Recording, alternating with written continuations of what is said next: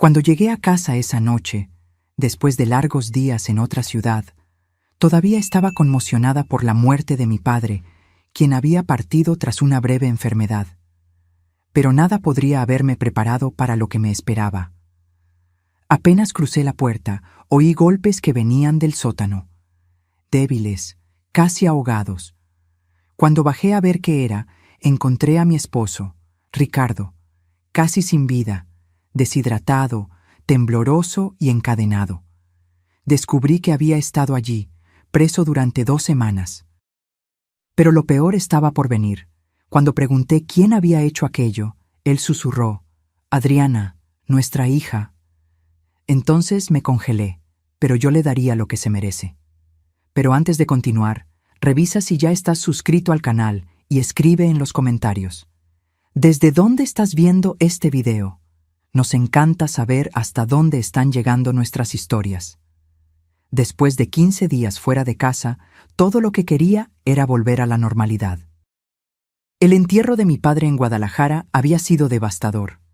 Un derrame cerebral fulminante se lo llevó sin darnos tiempo para despedidas. Como hija única, tuve que encargarme de todo: funeral, burocracia, su casa, las cuentas. Cada día lejos de Ricardo me dejaba más ansiosa. Mi esposo sufre de esclerosis múltiple desde hace 5 años. La enfermedad aún está en una etapa inicial, pero tiene días buenos y días malos. Necesita medicación regular y, ocasionalmente, ayuda para tareas básicas cuando los temblores empeoran.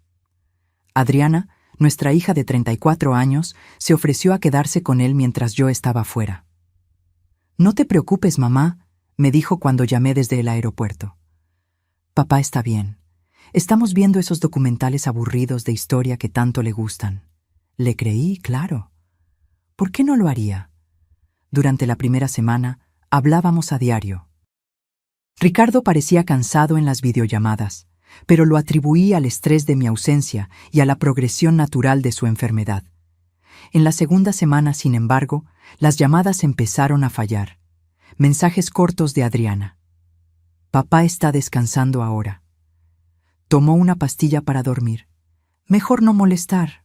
Hoy fue un día difícil». Cuando intentaba hablar directamente con Ricardo, ella decía que estaba durmiendo o en la regadera. Al principio no sospeché. Estaba demasiado ocupada lidiando con el inventario de mi padre, firmando papeles, vendiendo lo que necesitaba ser vendido. El vuelo de regreso a la Ciudad de México aterrizó a las 7 de la noche. Tomé un taxi directo a casa en Polanco, exhausta pero aliviada de por fin poder abrazar a Ricardo. 15 días se sintieron como una eternidad. La casa estaba completamente oscura cuando llegué. Me pareció extraño. Eran solo las 8:30 de la noche y Ricardo normalmente dejaba las luces de la sala prendidas hasta tarde. «¿Ricardo?», llamé al abrir la puerta. Ninguna respuesta. Arrastré mi maleta hacia adentro y encendí las luces. La casa se veía diferente. Había cajas apiladas en la esquina de la sala que nunca había visto. El sofá estaba en una posición distinta. Las medicinas de Ricardo, que normalmente estaban organizadas en la barra de la cocina, no estaban allí. Fue entonces cuando lo oí. Un sonido sordo, como alguien golpeando algo de madera. Venía de abajo, del sótano. Mi corazón se congeló. «¿Ricardo? ¿Estás ahí abajo?». Más golpes, más frenéticos ahora, y un sonido que parecía un gemido. Corrí hacia la puerta del sótano. Estaba cerrada con llave, no solo cerrada, sino con un candado grande y resistente que jamás había visto. «Ricardo, ¿estás ahí?», grité, el pánico subiendo por mi garganta. Los golpes se hicieron más fuertes. Una voz débil gritó mi nombre. No lo pensé 2 veces. Corrí al garaje, tomé un mazo que Ricardo usaba para pequeñas reparaciones y volví. 3 golpes violentos y el candado se rompió. Abrí la puerta y el olor me golpeó como un puñetazo. Orina, sudor y algo indefinible, podrido. Encendí la luz del sótano y casi me desmayo con lo que vi. Ricardo estaba sentado en el suelo frío, apoyado en la pared opuesta. Su rostro estaba pálido, los labios agrietados y sangrando. la barba sin afeitar de 2 semanas. Estaba sucio, temblando, vestido solo con una camiseta y un pantalón de pijama rasgados y manchados. Carmen, su voz era solo un susurro ronco. Bajé las escaleras corriendo, tropezando con mis propios pies. Cuando lo alcancé, me di cuenta de lo flaco que estaba. Sus ojos estaban hundidos, febriles. ¿Quién te hizo esto? Cerró los ojos, lágrimas escurriendo por sus mejillas hundidas. Adriana, susurró, nuestra hija. Mi mente se rehusaba a procesar aquella información. Imposible. Debe haber un error. Ella nunca... Pero su estado no mentía. Había una cubeta en la esquina que usaba como baño, una cobija delgada en el suelo, una botella de agua vacía, y en la pared marcas de arañazos desesperados. Voy a llamar a una ambulancia, dije, mis manos temblando al tomar el celular. Vas a estar bien, mi amor. Ya estoy aquí. Mientras hablaba con el operador del 911, explicando la situación en palabras inconexas, no podía quitarme una pregunta que martillaba en mi cabeza. ¿Por qué? ¿Por qué nuestra hija le haría algo tan horrible a su propio padre? Los paramédicos llegaron en 15 minutos. Confirmaron lo que yo ya sospechaba. Ricardo estaba severamente deshidratado y desnutrido. Su temperatura corporal estaba demasiado baja. Necesitaba hospitalización inmediata. Señora, me llamó uno de los paramédicos mientras subían a Ricardo a la camilla. ¿Cuánto tiempo llevaba su esposo en esta situación? Yo no sé con certeza. Estuve fuera por 2 semanas. Mi padre falleció y... ¿2 semanas? El paramédico intercambió una mirada con su colega. Es un milagro que siga vivo. En la ambulancia, sostuve la mano de Ricardo, susurrándole promesas de que todo estaría bien, que yo lo cuidaría, que nunca más lo dejaría. Pero una rabia helada comenzaba a crecer dentro de mí. Una rabia dirigida a la persona que menos esperaba tener que odiar, mi propia hija. En el Hospital Ángeles, mientras Ricardo recibía suero y atención médica, comencé a buscar respuestas. Llamé a Adriana varias veces, pero no contestó. Le dejé mensajes cada vez más desesperados. Intenté llamar a su esposo, Gerardo, pero su celular también estaba apagado. Fue entonces cuando se acercó un policía. Alto, canoso, expresión severa. Señora Carmen Mendoza, soy el detective Juárez. Necesitamos hablar sobre lo que le ocurrió a su esposo.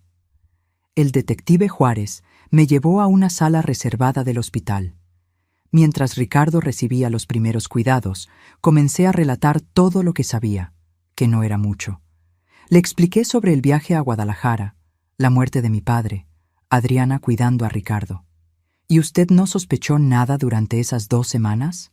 Preguntó Juárez, anotando detalles en su libreta. No. Quiero decir, Adriana se volvió más evasiva en las llamadas. Decía que Ricardo estaba durmiendo o en la regadera, que la esclerosis le estaba causando mucha fatiga. Lo encontré extraño, pero... Mi voz se quebró. Dios mío, ¿cómo pude ser tan ciega? El detective mantuvo el rostro impasible. Señora Mendoza, necesitamos verificar su casa. Hay pruebas que debemos recolectar en el lugar. Acepté de inmediato. Quería respuestas tanto como él. Mientras Ricardo era tratado, volví a casa acompañada por el detective y 2 policías más. La casa fue declarada escena del crimen. Tomaron fotos del sótano, del candado roto, de la cubeta, de la cobija delgada. Documentaron todo.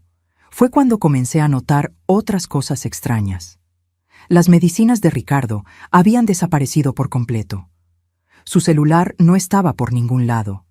Y en el escritorio de la oficina encontramos la laptop de Adriana, olvidada en su prisa. «Detective», llamé, mirando la pantalla. «Creo que debe ver esto».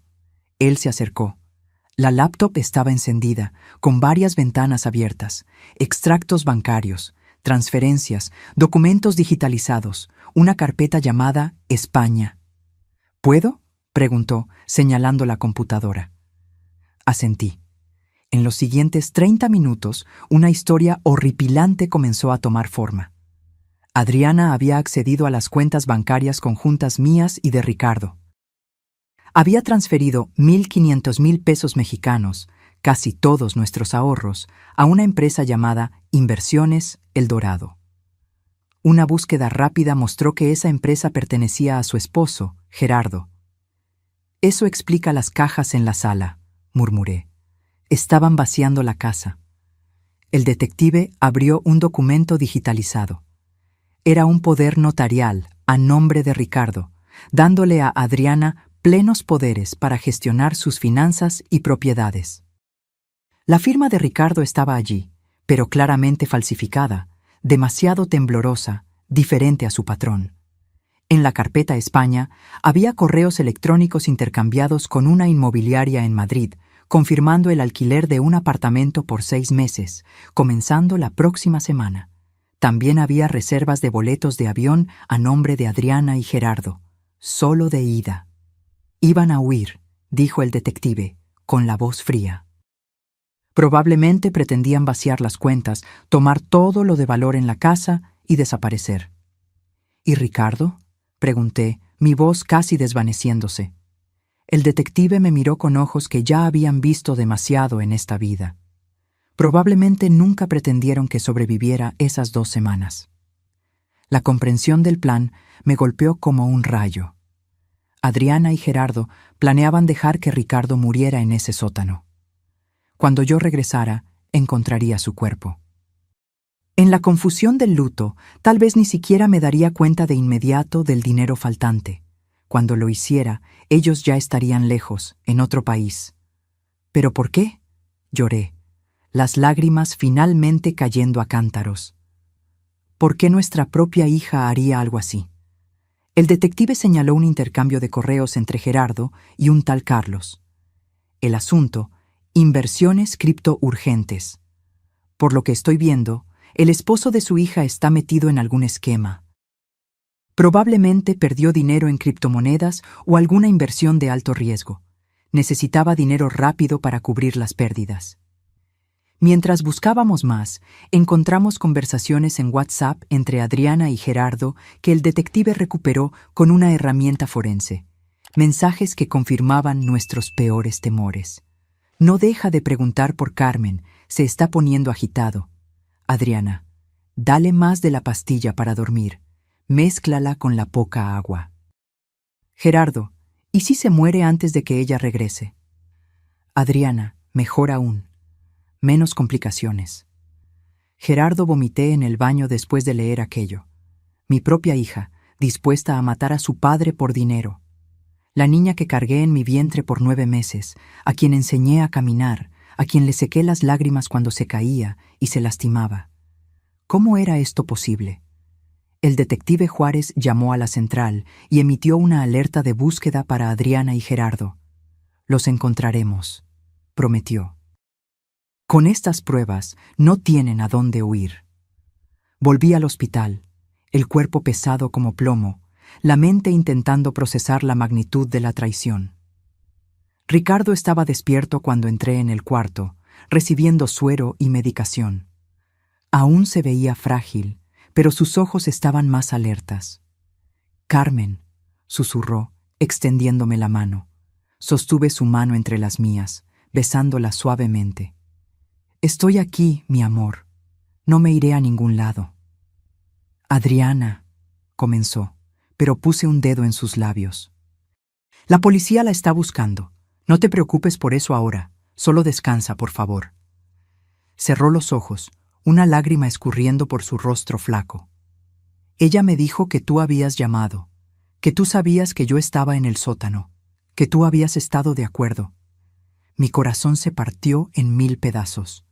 «No, Ricardo, nunca. Yo no sabía nada. Vine a casa tan pronto como pude, lo juro por lo más sagrado». Asintió levemente, como si ya lo supiera, pero necesitaba oírlo de todas formas. «¿Por qué, Carmen? ¿Por qué nuestra hija?» «Dinero», respondí simplemente. «Querían nuestro dinero». Ricardo cerró los ojos de nuevo. el dolor en su rostro superando cualquier incomodidad física. Aquella noche, dormí en una silla al lado de su cama. Los médicos dijeron que necesitaría quedarse internado por al menos una semana. Desnutrición, deshidratación, hipotermia leve, infección urinaria comenzando. La lista de problemas parecía interminable. Me despertó mi celular vibrando. Era el detective Juárez. Señora Mendoza, encontramos a su hija y a su esposo. Adriana y Gerardo fueron encontrados en un hotel cercano al Aeropuerto Internacional de la Ciudad de México. Se estaban preparando para tomar el vuelo a Madrid a la mañana siguiente. La policía encontró con ellos pasaportes, 15,000 pesos mexicanos en efectivo y joyas. Mis joyas que habían desaparecido de la casa. El detective Juárez me preguntó si quería confrontarlos en la comandancia. Una parte de mí quería gritar que no, que jamás quería volver a ver el rostro de mi hija. Pero otra parte, más fuerte, necesitaba mirarla a los ojos y entender.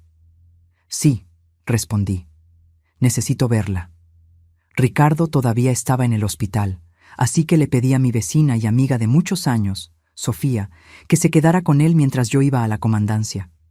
Él todavía estaba demasiado débil para entender completamente lo que estaba sucediendo, y yo lo prefería así, que se recuperara primero. La comandancia era un edificio gris e impersonal en el centro de la ciudad. Fui llevada a una sala con una mesa de metal y sillas incómodas. El detective Juárez me acompañó. «Vamos a traer a su hija primero», explicó. «Separamos a los dos para el interrogatorio. Es mejor así». Asentí, el corazón latiendo como un tambor en mi pecho. ¿Qué le diría? ¿Qué podría posiblemente decirle a la persona que intentó matar a su propio padre? La puerta se abrió y Adriana entró, escoltada por una oficial de policía.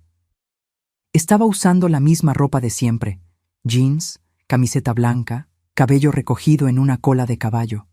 Se veía tan normal, como si no fuera capaz de monstruosidades. Nuestros ojos se encontraron, los de ella, rojos de tanto llorar, los míos, secos de tanto horror. «Mamá», susurró, intentando extenderme las manos. Las esposas limitaban su movimiento. «No me llames así», respondí, mi voz más firme de lo que esperaba. «Perdiste ese derecho». Ella comenzó a llorar, sollozando como hacía cuando era niña, y se lastimaba. Pero esta vez no sentí ningún impulso de consolarla. «¿Por qué?», pregunté simplemente. «Explícame cómo pudiste hacerle esto a tu padre». Entre sollozos, una historia confusa comenzó a surgir. Gerardo tenía problemas con juegos de azar. Había perdido mucho dinero en apuestas en línea y luego intentó recuperarlo todo con inversiones arriesgadas en criptomonedas. Estaba hundido en deudas. Debía dinero a gente peligrosa. «Nos amenazaron con matarnos, mamá», me imploró. «No lo entiendes. Estábamos desesperados». «¿Entonces decidiste matar a tu padre? ¿Esa fue tu solución?» «No era para que muriera», dijo, la voz baja. «Solo necesitábamos tiempo para tomar el dinero y desaparecer antes de que ustedes lo descubrieran». «Lo encerraste en un sótano por 2 semanas, Adriana, sin comida suficiente, sin agua suficiente. ¿Qué esperabas que pasara?» Gerardo dijo que aguantaría, que dejamos agua y comida suficientes. «Mentira», golpeé la mesa, haciéndola saltar. «Tu padre estaba casi muerto cuando lo encontré. El doctor dijo que 1 o 2 días más y habría muerto de deshidratación». Ella bajó la cabeza, los hombros sacudiéndose con los sollozos. «Fue idea de Gerardo. Dijo que necesitábamos el dinero. Que no teníamos elección». «Siempre tenemos elección, Adriana», respondí, la decepción en mi voz más cortante que cualquier grito.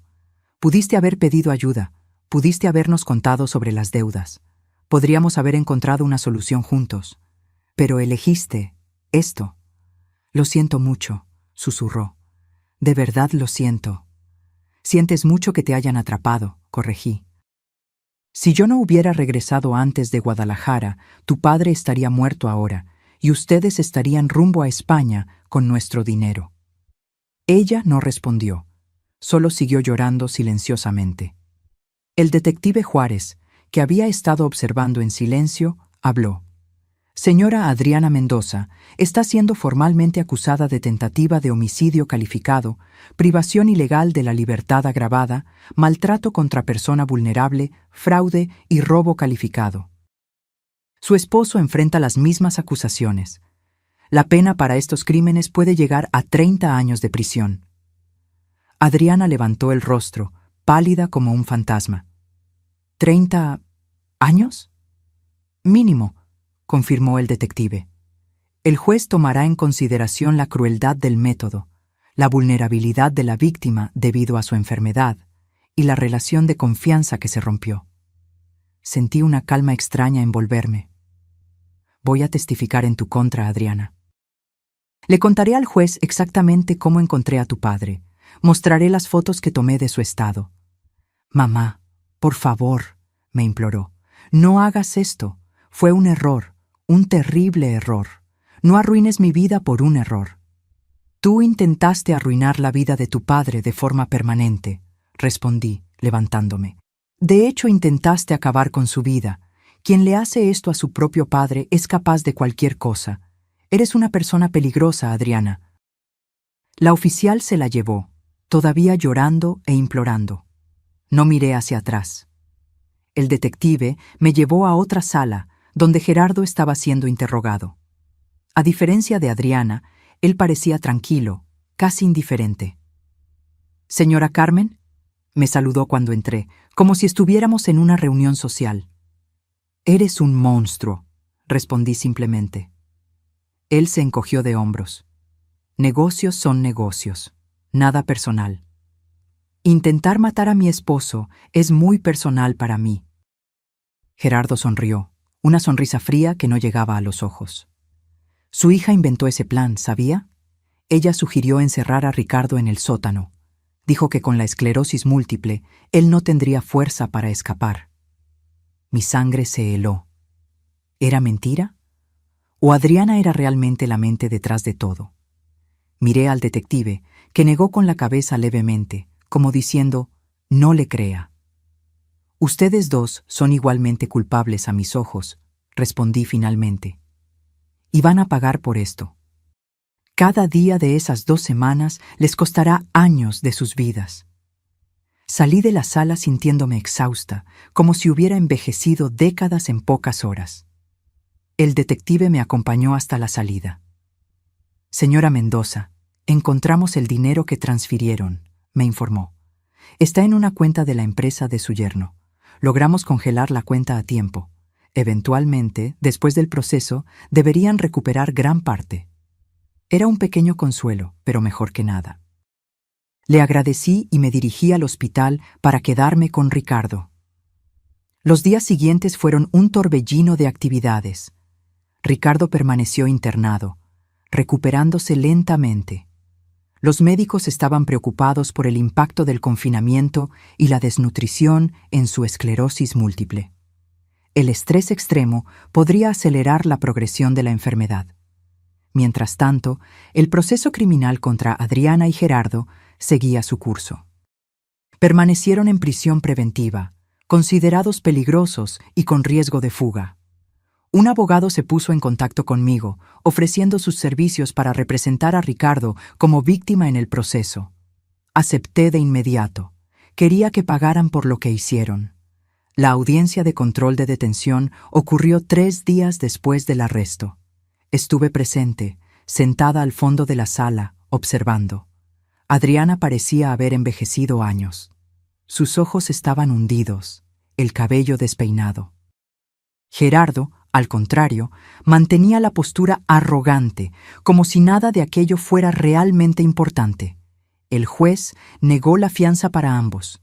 Las pruebas eran demasiado contundentes, el crimen demasiado atroz. Permanecerían presos hasta el juicio. Mientras salía del tribunal, una reportera me abordó con un micrófono. «Señora Mendoza, ¿cómo se siente sabiendo que su propia hija intentó matar a su esposo?» Me detuve, mirando a la cámara por un momento. «¿Cómo cree que me siento?» «Traicionada». destrozada, como si todo el amor y el cuidado que dediqué a mi hija durante 34 años no significaran nada para ella. Pero ¿sabe qué es peor? Ver a mi esposo, un hombre enfermo que solo necesitaba amor y cuidado, mirarme y preguntar por qué su hija quería que muriera. No tengo respuesta para eso. La reportera intentó hacer más preguntas, pero me alejé. No quería más exposición. Cuando volví al hospital, encontré a Ricardo despierto mirando por la ventana. Se veía mejor físicamente. La hidratación intravenosa y la alimentación balanceada ya hacían efecto. Pero sus ojos estaban vacíos, sin la luz que siempre los caracterizó, incluso después del diagnóstico de la esclerosis. «Hola», dije suavemente, sentándome al lado de su cama. «Hola», respondió, volteándose hacia mí. «¿Adriana? Va a seguir presa, ella y Gerardo. El juez negó la fianza». Asintió levemente, como si ya lo esperara. «¿Cuánto tiempo?» «Aún no sabemos». El abogado dice que, con todas las acusaciones, podrían ser de 20 a 30 años. Ricardo cerró los ojos, una lágrima solitaria escurriendo por su rostro. Nuestra hija, en la cárcel por décadas. ¿Cómo llegamos a este punto, Carmen? Sostuve su mano, apretándola suavemente.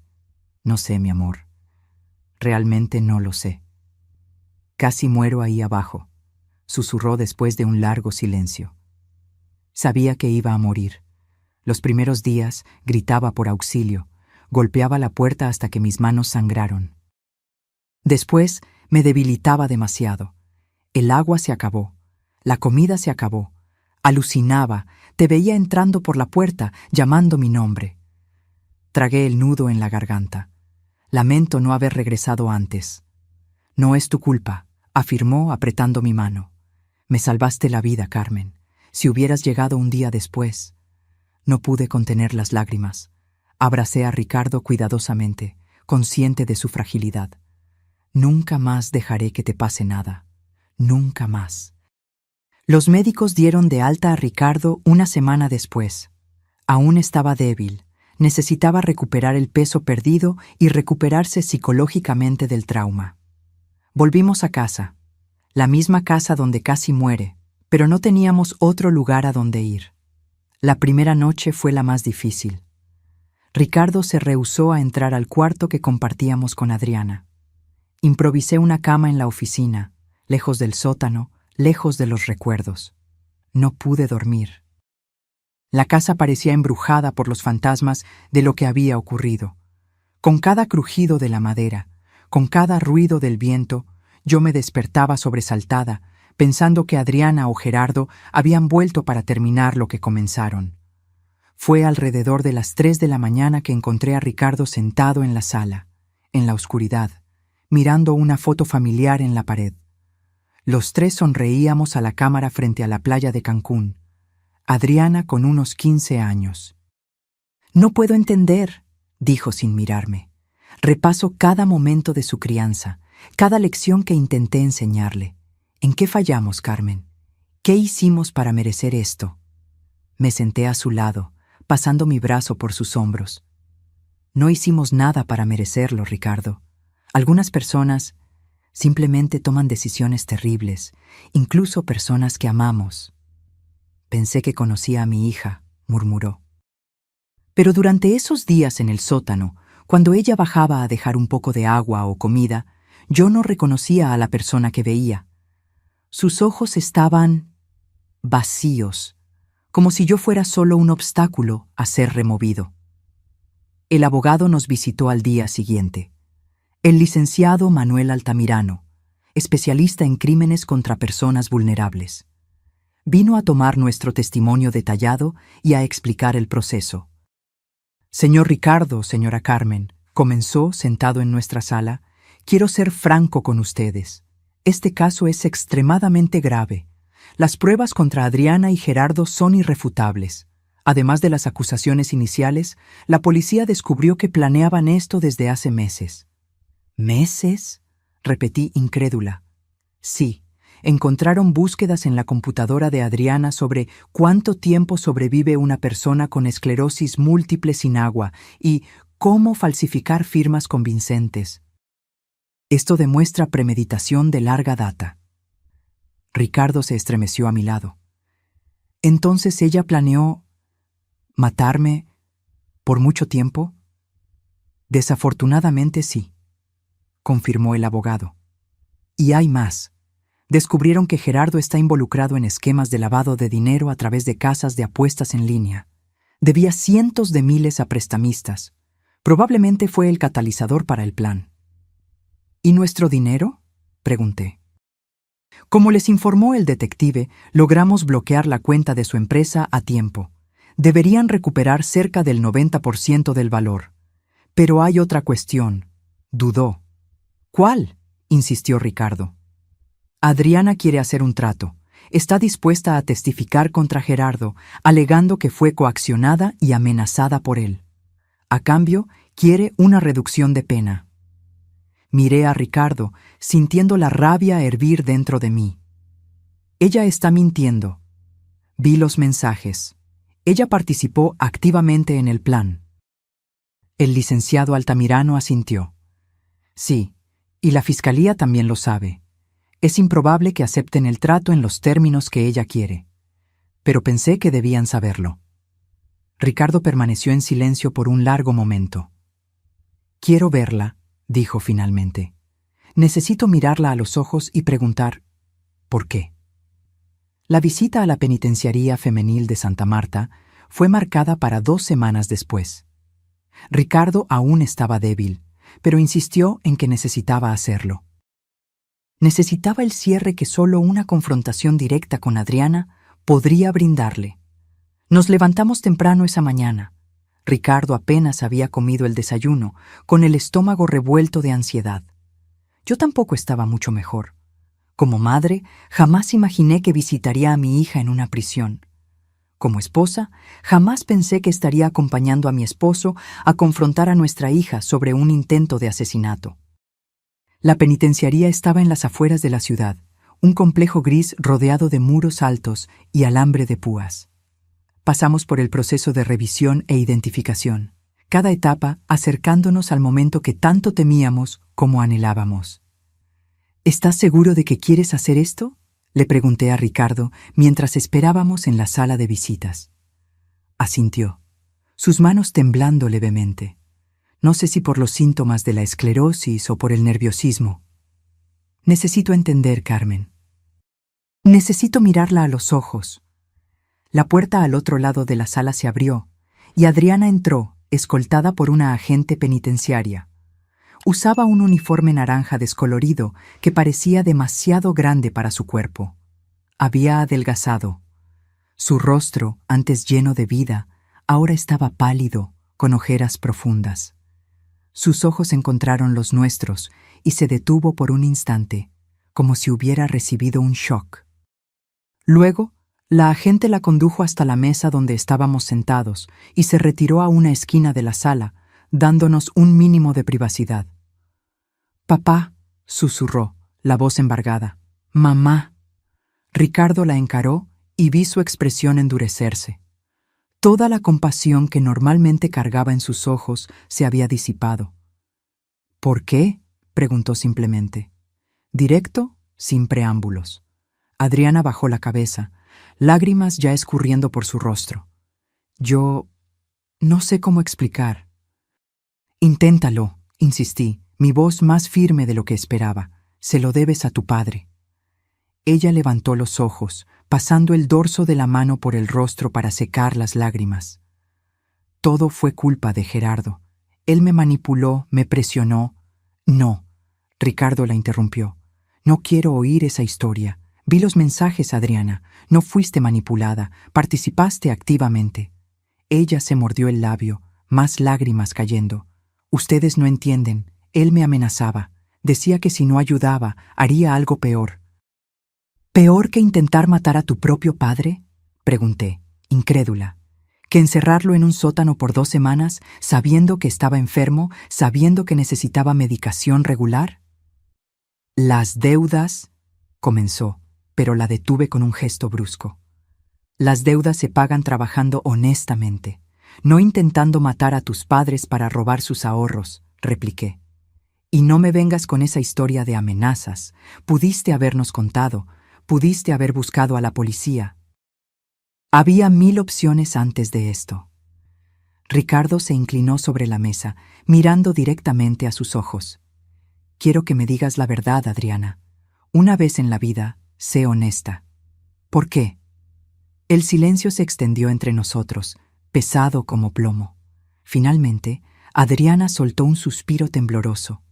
El dinero, admitió, la voz casi inaudible. Necesitábamos el dinero. Gerardo debía mucho a gente peligrosa. Apuestas, deudas de juego, inversiones fracasadas. Nos amenazaron con matarlo. Matarnos a los dos. ¿Y tu solución fue intentar matarme? La voz de Ricardo estaba tranquila, lo que la hacía aún más aterradora. No era para que murieras, insistió, mirándonos a ambos. Juro que no. Era solo para que estuvieras, fuera del camino por un tiempo, hasta que consiguiéramos el dinero y saliéramos del país.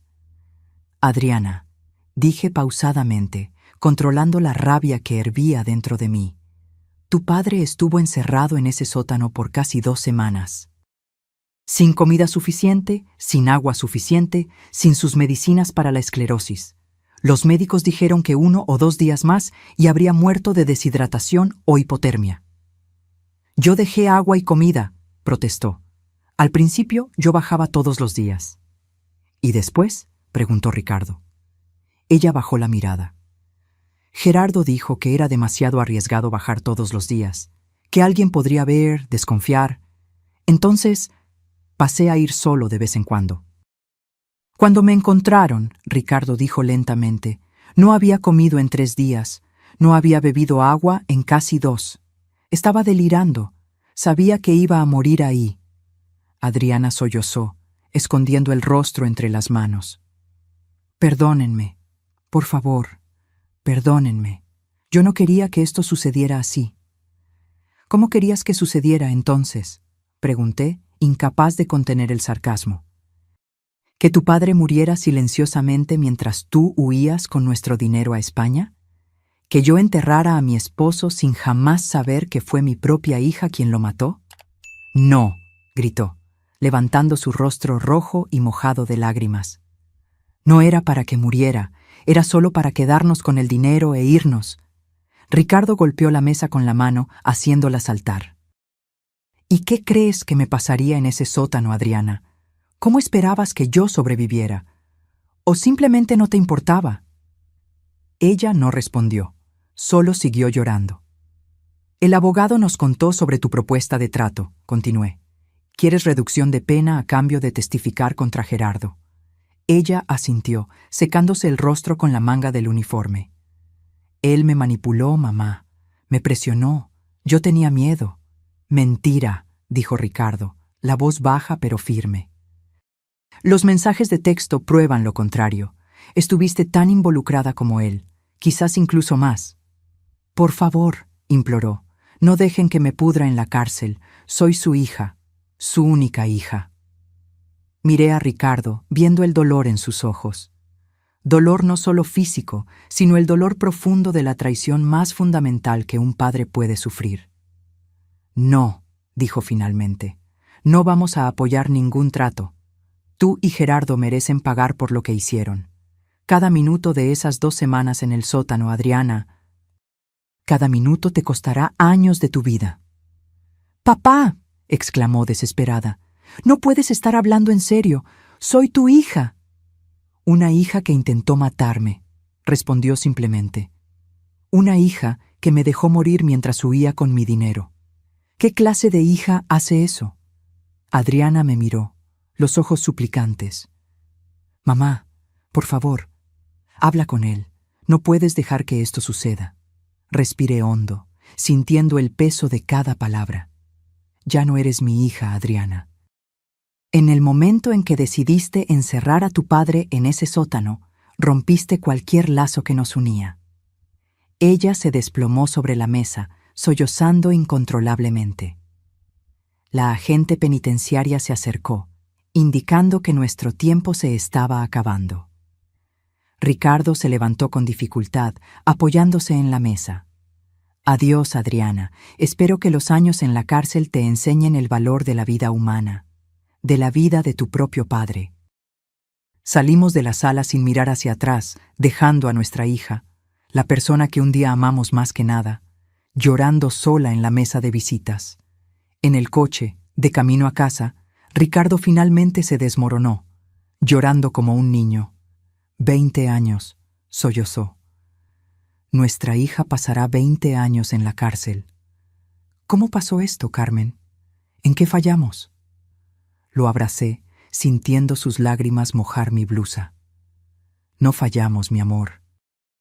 Algunas personas toman decisiones terribles, incluso cuando son criadas con amor. No es nuestra culpa.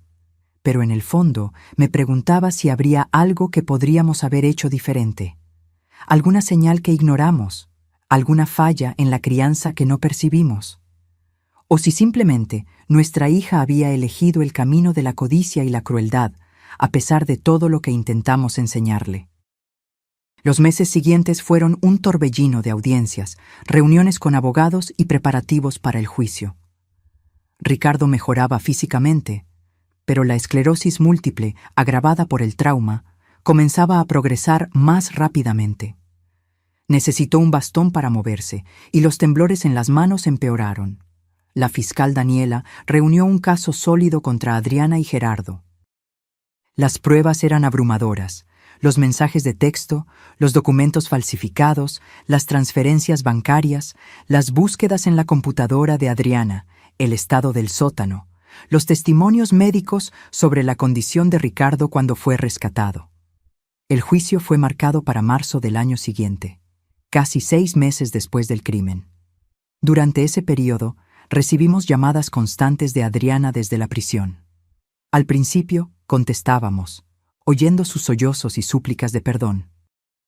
Con el tiempo, dejamos de contestar. La herida era demasiado profunda, la traición demasiado completa. Gerardo, por otro lado, nunca intentó contactarnos. Supimos a través del abogado que él había hecho su propia propuesta de trato a la fiscalía. Testificaría contra Adriana a cambio de reducción de pena, alegando que ella era la mente detrás del plan. Se están volviendo el uno contra el otro, comentó el licenciado Altamirano durante una de nuestras reuniones. Es común en casos como este. Cada uno intentando salvar su propio pellejo. ¿Y la fiscalía?, pregunté. ¿Aceptará alguno de los tratos? Improbable.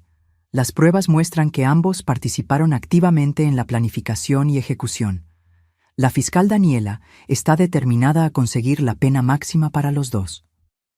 El día del juicio finalmente llegó. El tribunal estaba lleno.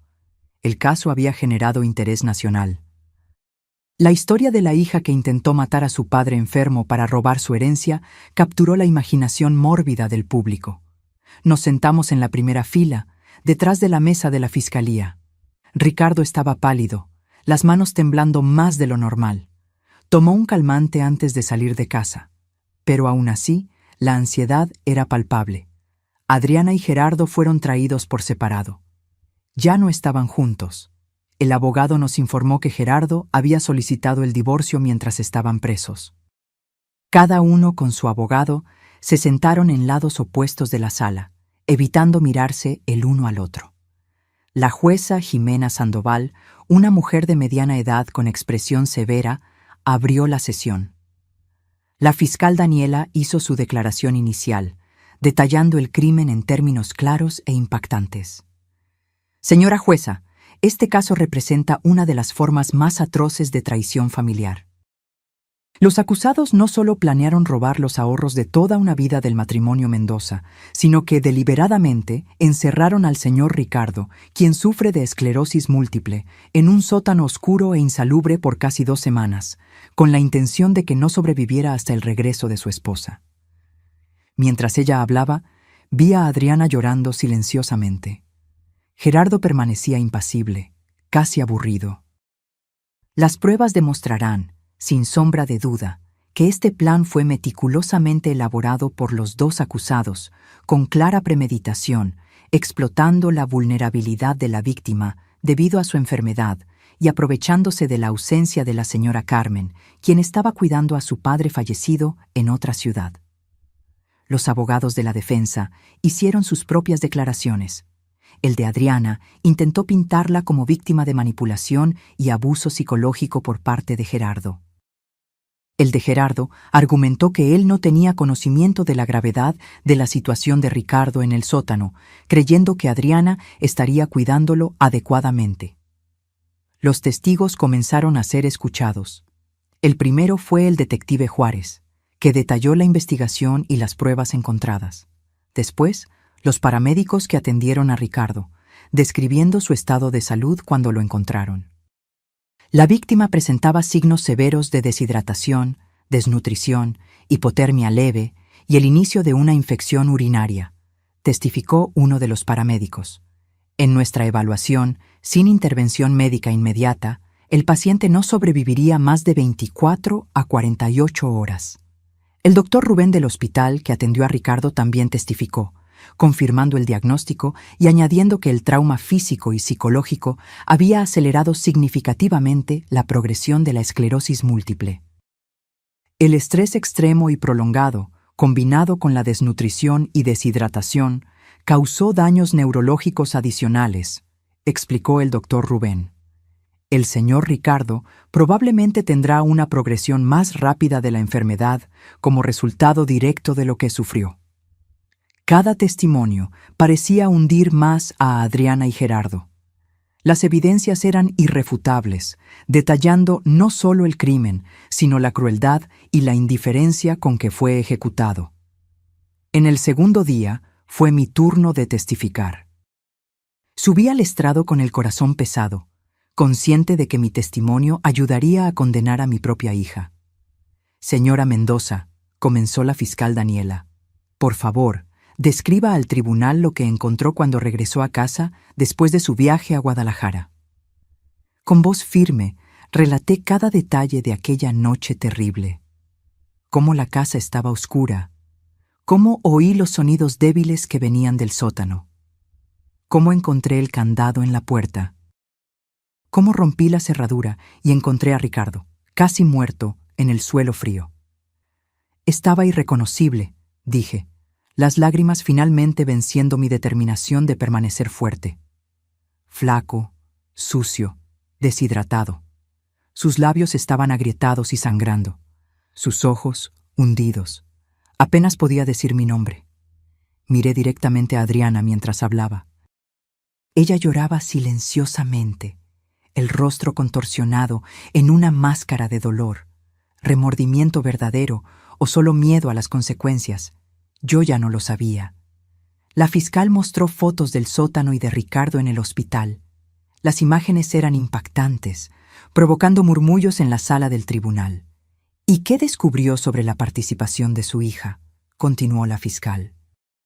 Encontramos su laptop en casa, con todas las pruebas, las transferencias bancarias, los documentos falsificados, los mensajes con Gerardo planeando el crimen, los boletos de solo ida para España, las búsquedas sobre cuánto tiempo sobreviviría una persona con esclerosis múltiple, sin agua y comida. May, en el contrainterrogatorio, el abogado de Adriana intentó hacerme admitir que ella pudo haber actuado bajo coacción, que quizás había señales de abuso en su relación con Gerardo que yo habría ignorado. Señora Mendoza, ¿notó algún cambio en el comportamiento de su hija en los meses anteriores al incidente? ¿Señales de que podría estar sufriendo presión o abuso? No, respondí firmemente. Adriana siempre pareció feliz y satisfecha en su matrimonio. Nunca demostró miedo de Gerardo o dio cualquier indicación de que estuviera siendo coaccionada. Por el contrario, en los mensajes que encontramos, ella era frecuentemente la que tomaba la iniciativa en las decisiones.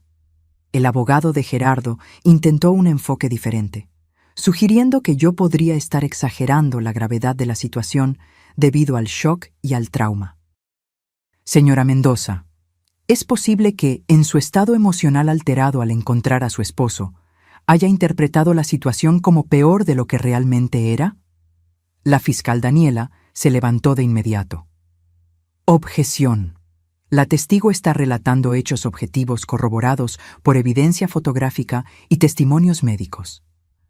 Objeción aceptada, respondió la jueza Sandoval. Abogado, restrínjase a los hechos.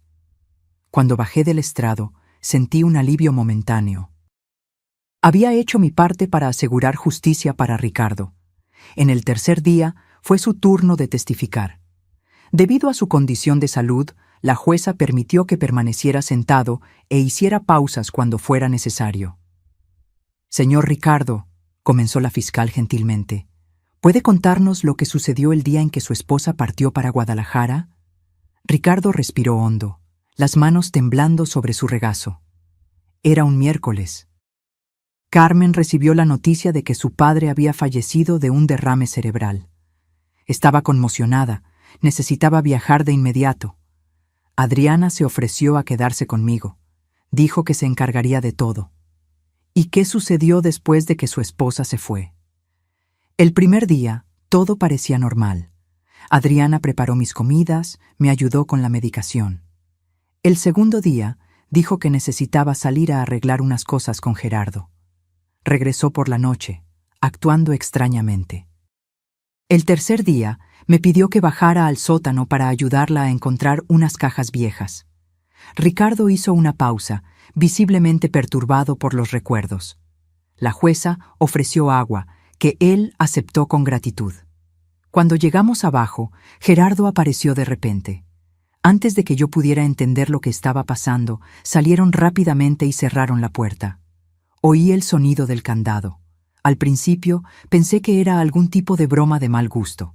Grité, pedí que me dejaran salir. Nadie respondió. Lágrimas corrían por el rostro de Adriana.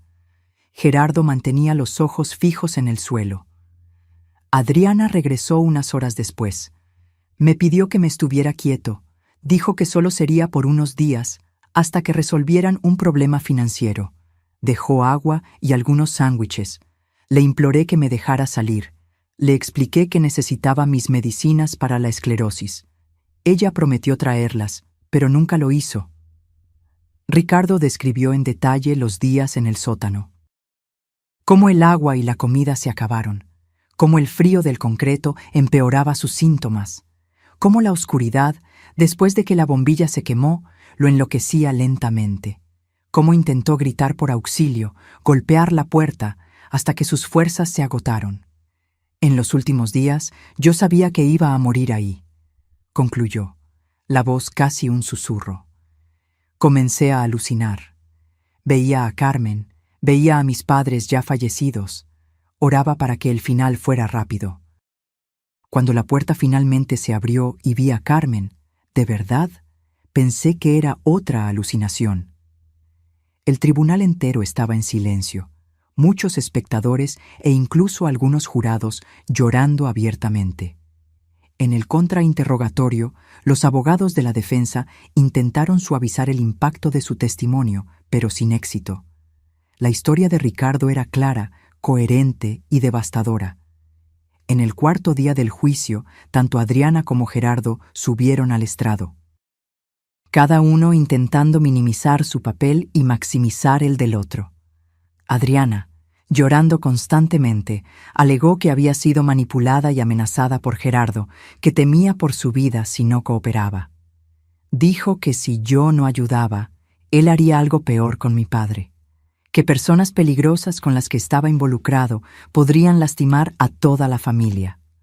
Gerardo, por su parte, mantuvo una postura fría y calculadora, pintando a Adriana como la mente detrás de todo.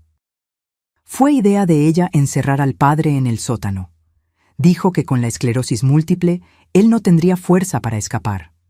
Que era la manera más fácil de mantenerlo fuera del camino mientras conseguíamos el dinero. Los testigos finales fueron los especialistas financieros que rastrearon el dinero. Explicaron cómo Adriana y Gerardo habían transferido los ahorros de nuestra cuenta a la empresa fachada de Gerardo, cómo habían intentado disfrazar el robo a través de una serie de transacciones complejas y cómo planeaban llevar el dinero a España, donde tenían cuentas bancarias ya preparadas. Después de 6 días de juicio, toda la evidencia presentada, todos los testigos escuchados, llegó el momento de los alegatos finales. La fiscal Daniela fue impecable.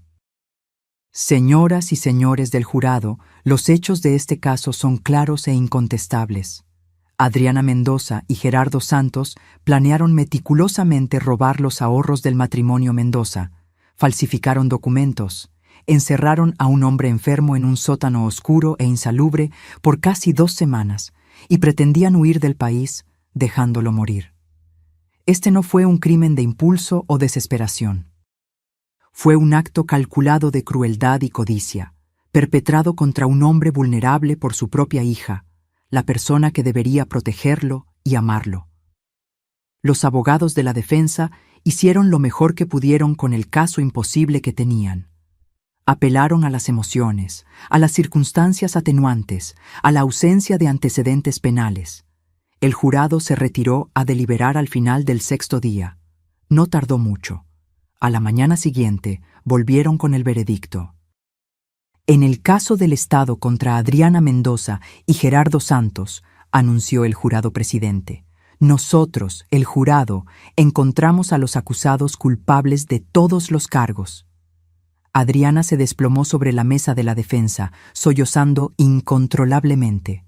Gerardo permaneció impasible. Solo un ligero temblor en la mandíbula delataba alguna emoción. La sentencia sería determinada la semana siguiente. Salimos del tribunal exhaustos, pero con un sentimiento de justicia parcialmente restaurada. Nada traería de vuelta las semanas de tormento de Ricardo, ni borraría el trauma de la traición, pero al menos los responsables enfrentarían las consecuencias. En la audiencia de sentencia, fuimos invitados a presentar declaraciones de impacto de la víctima.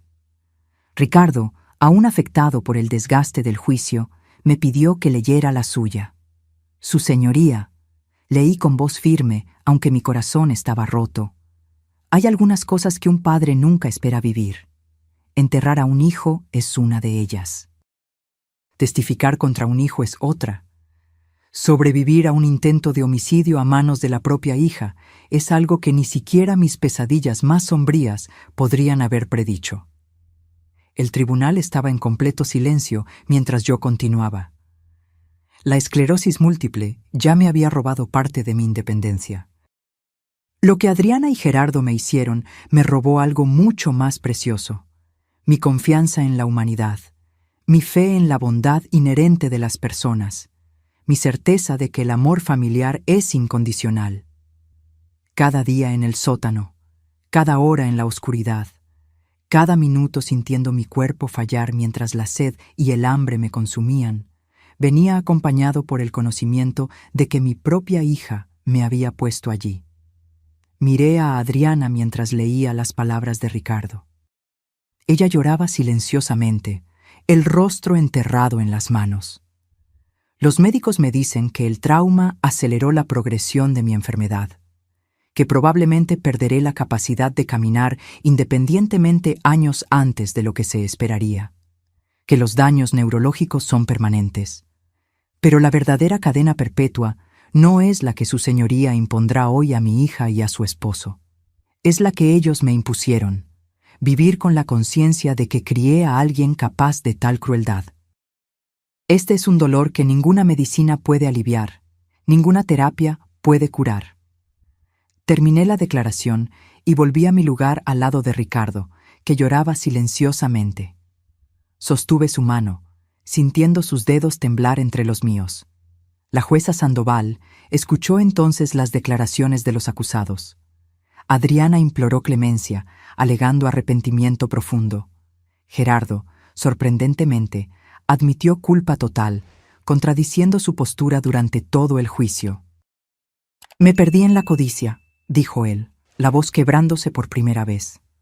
«Arrastré a Adriana conmigo. La culpa es mía». ¿Un intento de última hora para protegerla? ¿O remordimiento genuino? Era imposible saberlo. La jueza consideró todo por unos momentos y luego profirió la sentencia. Adriana Mendoza, Gerardo Santos han sido encontrados culpables de tentativa de homicidio calificado, privación ilegal de la libertad con agravante de víctima vulnerable, fraude calificado, falsificación de documentos y asociación delictuosa. Estos crímenes, por sí solos, ya serían graves, pero la naturaleza de su relación con la víctima los vuelve particularmente atroces. Ella miró directamente a Adriana. Señorita Mendoza, al traicionar la confianza fundamental entre padre e hija, usted violó no solo la ley, sino los principios básicos de la humanidad. Su padre, una persona vulnerable debido a su condición de salud, confiaba en que usted lo protegería. En su lugar, usted lo sometió a un sufrimiento cruel e innecesario por ganancia financiera. Volviéndose hacia Gerardo, continuó: Señor Santos, su codicia e indiferencia por la vida humana son igualmente perturbadoras. Aunque no tenía la misma obligación filial para con la víctima, usted participó activamente en un plan que pudo, y casi, resultó en la muerte de un hombre enfermo e indefenso. La jueza respiró hondo antes de anunciar: Considerando la gravedad de los crímenes, la evidente premeditación, la vulnerabilidad de la víctima y la naturaleza de la relación familiar, este tribunal sentencia a Adriana Mendoza a 25 años de reclusión en régimen de prisión. Gerardo Santos es sentenciado a 28 años de reclusión en régimen de prisión, con el agravante de ser el principal beneficiario financiero del esquema criminal. Adriana soltó un grito ahogado. 25 años. Estaría cerca de los 60 años cuando saliera de la cárcel. Además de las penas de reclusión, continuó la jueza, los acusados son condenados a pagar indemnización por daños morales y materiales por el monto de 500,000 pesos mexicanos al señor Ricardo Mendoza, además de la restitución integral de los valores sustraídos. El martillo golpeó, cerrando formalmente el caso. Los oficiales se acercaron para conducir a Adriana y Gerardo de vuelta a la prisión. ¡Papá! ¡Mamá!, gritó Adriana, desesperada, mientras era llevada. ¡Por favor! ¡No me dejen pasar 25 años allá adentro! ¡Por favor! Ricardo no miró hacia atrás. Con dificultad, apoyándose pesadamente en su bastón, se levantó y caminó hacia la salida. Lo seguí de cerca, dándole apoyo físico y emocional. Afuera del tribunal, una multitud de reporteros nos esperaba. Cámaras, micrófonos, preguntas disparadas de todas las direcciones. Señor Mendoza, ¿cómo se siente sabiendo que su hija pasará los próximos 25 años en la cárcel? Ricardo se detuvo, mirando directamente a la cámara más cercana.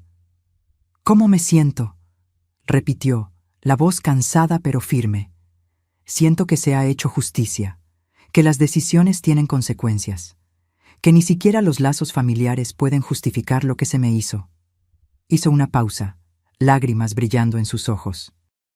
Pero también siento una tristeza profunda por saber que la persona que crié, a quien dediqué amor y cuidado durante décadas, fue capaz de tal crueldad. Esa es una herida que nunca cicatrizará completamente. Los meses siguientes al juicio trajeron una nueva normalidad a nuestras vidas. Una normalidad que nunca imaginamos vivir.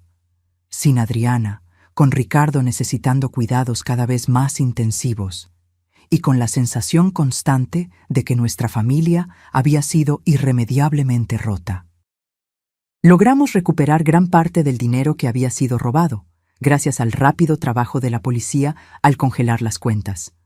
La indemnización por daños morales se pagaría poco a poco, probablemente a través de cualquier ingreso que Adriana y Gerardo tuvieran en prisión, lo que significaba que veríamos muy poco de eso. Pero el dinero era el menor de los problemas ahora. La condición de Ricardo empeoró más rápidamente de lo que los médicos habían previsto inicialmente. 6 meses después del juicio, ya necesitaba una silla de ruedas para distancias mayores. Sus temblores empeoraron, haciendo difícil incluso sostener un tenedor o cepillarse los dientes sin ayuda. Comencé a trabajar medio tiempo para poder cuidarlo, contratando también a una enfermera que venía 3 veces por semana. La casa donde vivíamos, la misma donde Ricardo había sido mantenido prisionero, se convirtió en un recordatorio constante del trauma. Cada vez que él miraba hacia la puerta del sótano, yo podía ver el miedo en sus ojos. Decidimos mudarnos. Vendimos la casa por un precio por debajo del mercado. Nadie quería comprar un inmueble que había sido escenario de un crimen tan notorio.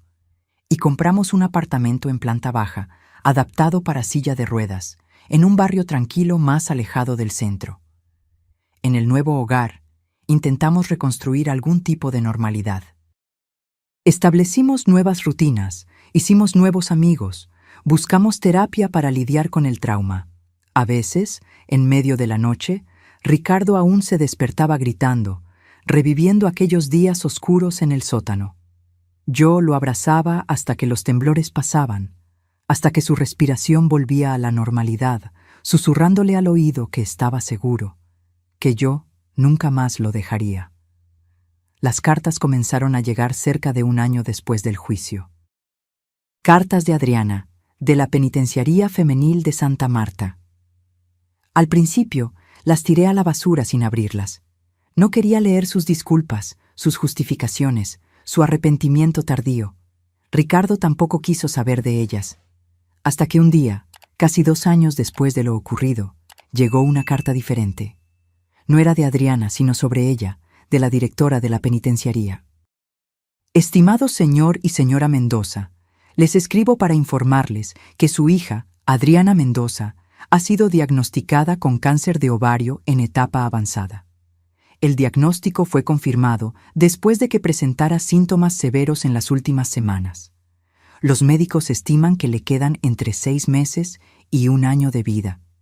Adriana ha solicitado permiso para verlos. Entiendo la complejidad de la situación y el trauma que su familia experimentó. Respeto totalmente si desean mantener la distancia.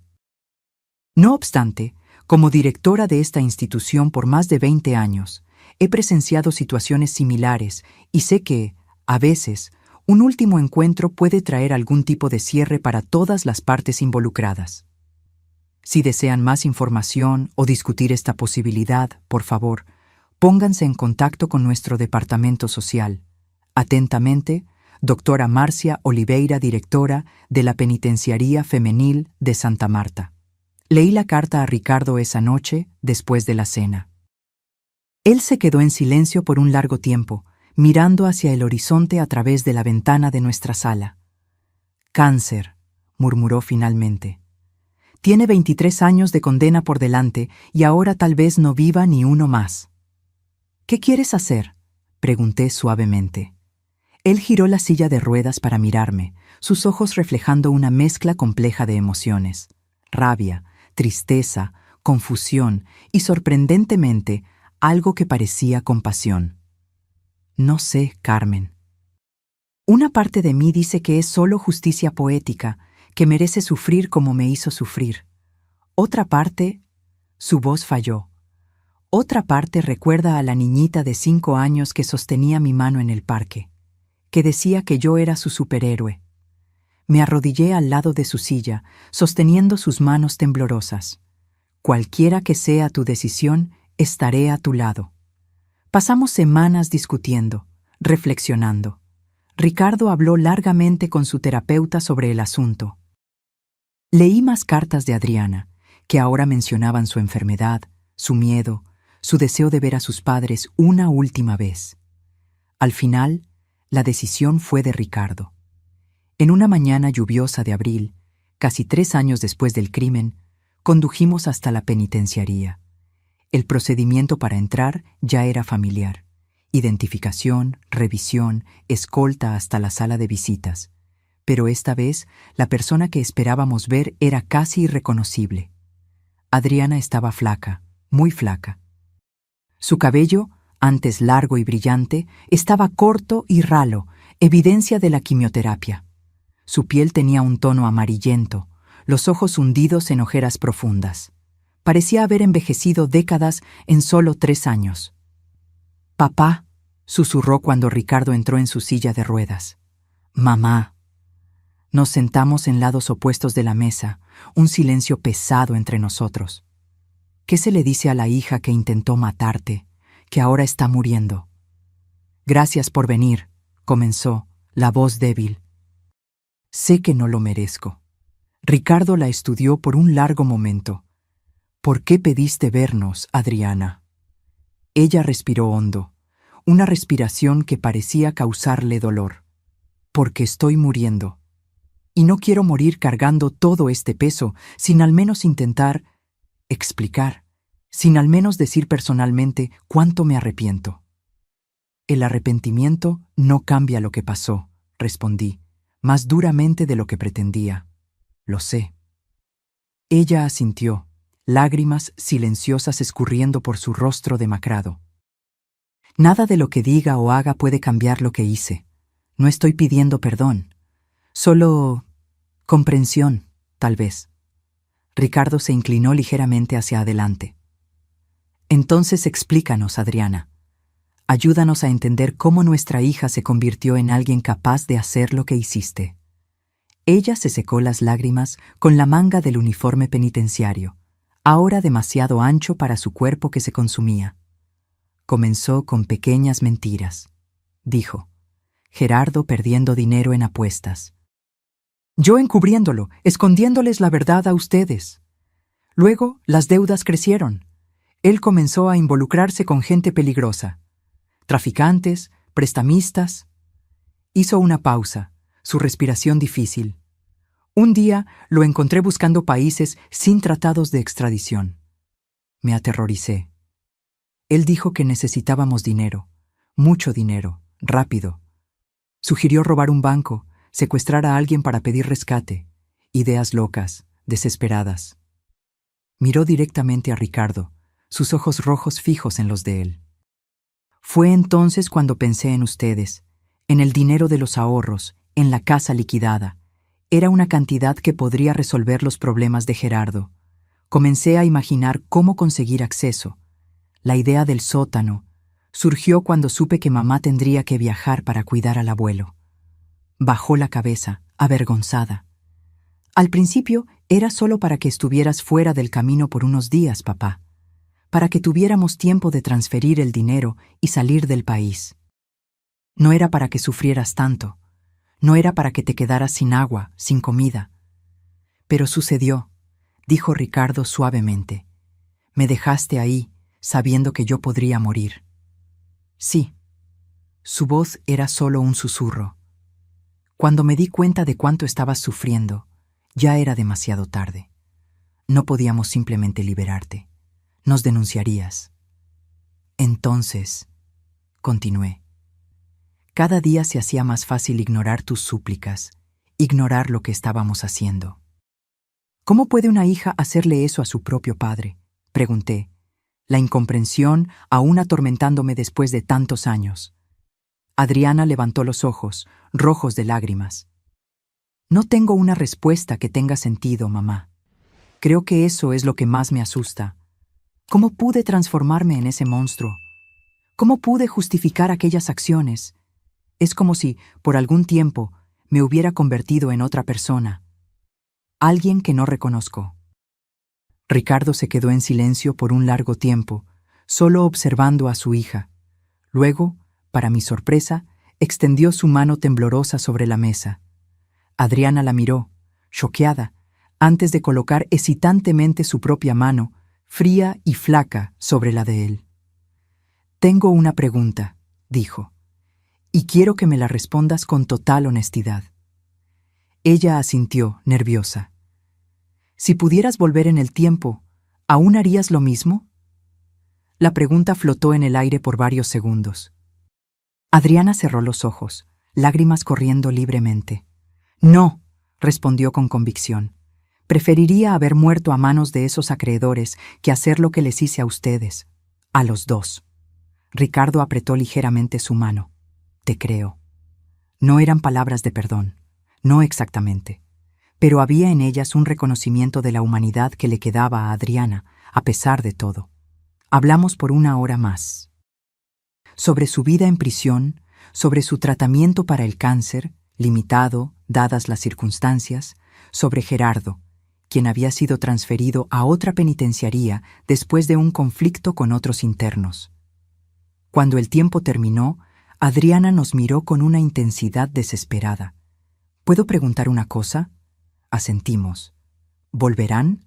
¿Antes de que yo me vaya? Ricardo y yo intercambiamos miradas. No habíamos discutido eso aún. Volveremos, respondió Ricardo, para mi sorpresa. No prometemos perdón, Adriana, pero no te dejaremos pasar por esto sola. Ella sollozó, cubriendo su rostro con las manos. Gracias, no lo merezco, pero gracias. A la salida de la penitenciaría, sentados en el coche, le pregunté a Ricardo por qué había prometido volver. Porque, respondió lentamente, a pesar de todo, ella sigue siendo nuestra hija, y porque cargo suficiente rabia y rencor para una vida. No quiero cargar también el peso de haberla abandonado en sus últimos momentos.